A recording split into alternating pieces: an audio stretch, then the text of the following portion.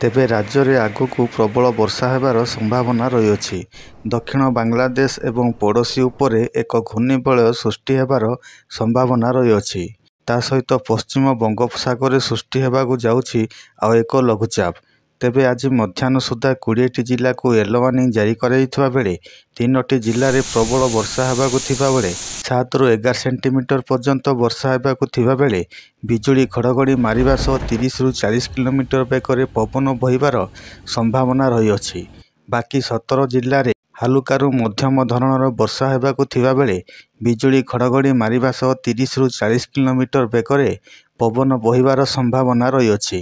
ତା ସହିତ 10 ଜିଲ୍ଲାକୁ ଗ୍ରୀନ୍ ୱାର୍ଣ୍ଣିଂ ଜାରି କରାଯାଇଥିବା ବେଳେ ଏହିସବୁ ଜିଲ୍ଲାରେ ପାଗ ଶୁଖିଲା ରହିବ। ତେବେ ଚାଲନ୍ତୁ ଜାଣିବା ସବୁ ଜିଲ୍ଲାରେ ପ୍ରବଳ ବର୍ଷା ହେବା ସହ ବିଜୁଳି ଘଡ଼ଘଡ଼ି ମାରିବ ଏବଂ ପବନ ବହିବ। ତେବେ ସେସବୁର ସମ୍ପୂର୍ଣ୍ଣ ବିବରଣୀ ଜାଣିବା ପାଇଁ ଆମ ଭିଡ଼ିଓଟିକୁ ଶେଷ ପର୍ଯ୍ୟନ୍ତ ଦେଖନ୍ତୁ।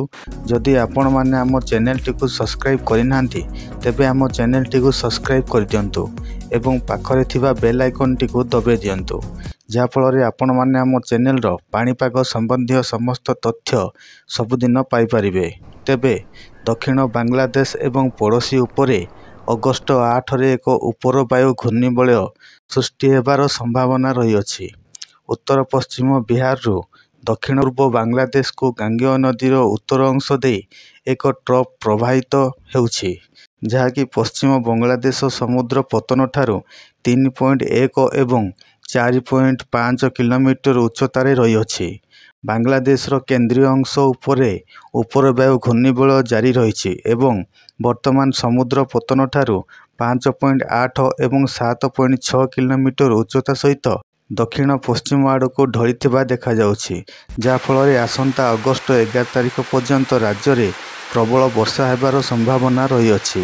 ତେବେ ରାଜ୍ୟରେ ଜୁନ୍ 1ରୁ ଆଜି ପର୍ଯ୍ୟନ୍ତ 629.6 ମିଲିମିଟର ବର୍ଷା ରେକର୍ଡ କରାଯାଇଛି। ୟେଲୋ ୱାର୍ଣ୍ଣିଂ ଜାରି କରାଯାଇଥିବା 20 ଜିଲ୍ଲା ମଧ୍ୟରୁ 3ଟି ଜିଲ୍ଲା ଯେଉଁଠି ପ୍ରବଳ ବର୍ଷା ହେବାର ସମ୍ଭାବନା ରହିଅଛି: ସମ୍ବଲପୁର, ସୁନ୍ଦରଗଡ଼, କେନ୍ଦୁଝର।